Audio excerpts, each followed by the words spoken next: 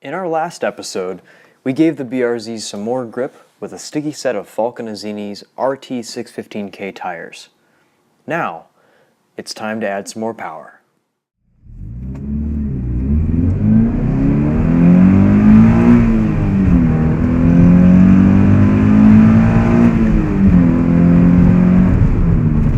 For this, we sought out OpenFlash Performance. They offer an easy, affordable, and reliable tuning solution for the BRZ. The OpenFlash Tablet is a handheld, standalone tuning device for the Scion FRS and Subaru BRZ platform. The tablet plugs into the OBD2 port and performs a variety of functions, from storing and loading off-the-shelf and custom tunes, to data logging and monitoring driving performance. Also, we liked that we could flash the car back to 100% stock at any time for a dealer visit. The tablet is pretty intuitive to use. Menus are all clearly marked with their functions, and navigating through the device is relatively straightforward. The first time you plug it into your car's OBD2 port, you'll need to select your vehicle, marry the OFT to your car, and save your stock tune to the device. Our tablet came preloaded with 5 different off-the-shelf tunes, including a Stage 1 91 Octane tune, 2 Stage 2 tunes for aftermarket headers, equal length and unequal length, and another 2 Stage 2 tunes for E85, again for unequal length and equal length headers. For a stock car that you just want to run on E85, you'd use the Stage 2 equal length header tune. We decided to start off with the Stage 1 tune. Writing a tune to your vehicle takes about 5 minutes. All you do is select the tune you want and follow the on-screen prompts, while being careful not to touch anything in the car while the tune is being written to the ECU. We've made another video that outlines the process in detail and shows how to switch between E85 and 91 octane gas, or vice versa, with the OpenFlash tablet. Check out that link in the description. Let's talk about how the Stage 1 tune feels.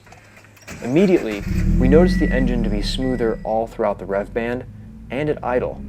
This is a welcome change, as the BRZ's FA20 motor has never really been praised for its smoothness.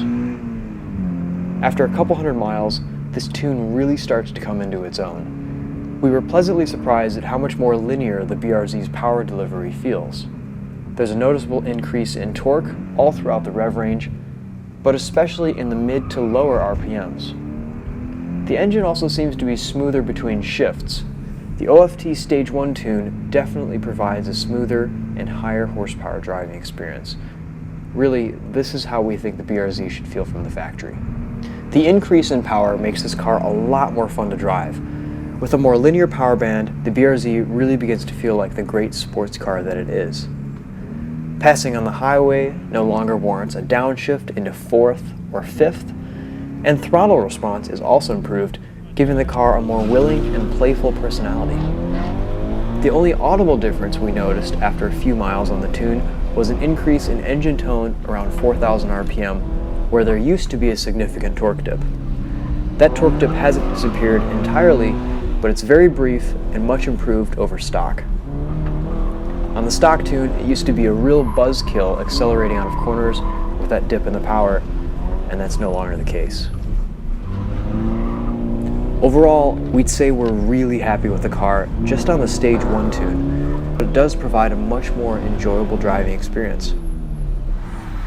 Alright, on to E85. We couldn't wait to see how the BRZ ran on ethanol. The process for switching over is pretty straightforward, and again, we've outlined that in another video, which is in the description. Basically though, you just fill up your car with E85 when your low fuel light comes on, and drive the BRZ a few miles until you notice the fuel trims go way negative on the tablet. Then pull over and flash the ECU to the E85 tune. It's an easy process and only takes about 10 minutes. There are some pros and cons to driving the BRZ on E85. One con is that you're going to get about 25% worse fuel economy than you would on normal 91 or 93 gas, especially if you're into the throttle a little bit more, which you will be. However, E85 is typically about 25% cheaper than regular gas, so you're breaking even, if not saving money at the pump. Also, ethanol isn't as widely available in all areas. Here in Metro Detroit, stations are pretty plentiful around us, so this wasn't an issue unless if we wanted to go out of town. If you can live with this, the big advantage to running E85 is, of course, more power. Think the same smoothness and linear power delivery of the Stage 1 OpenFlash tune, but just more of it, especially higher up in the RPMs. Another advantage to running E85 on track is that you'll typically see cooler oil temperatures by about 10 to 15 degrees Fahrenheit, because E85 is a cooler burning fuel.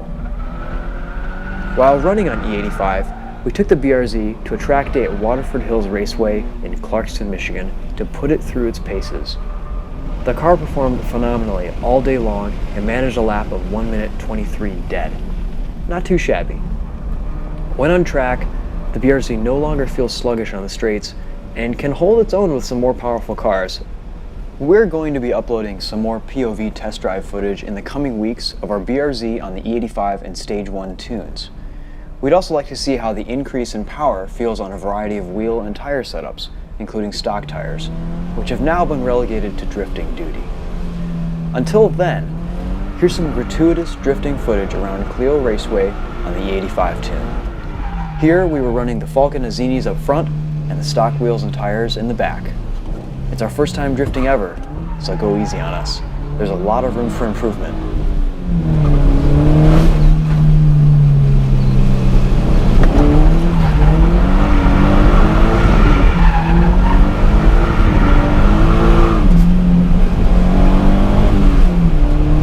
As you can probably tell, we've been really enjoying our Winding Road TV Project BRZ with its newfound horsepower gains thanks to the OpenFlash Tablet and Vishnu tuning.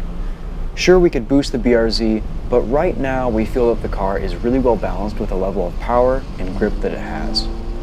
Project BRZ is probably nearing its completion and is at a point where we've accomplished what we set out to do with the car.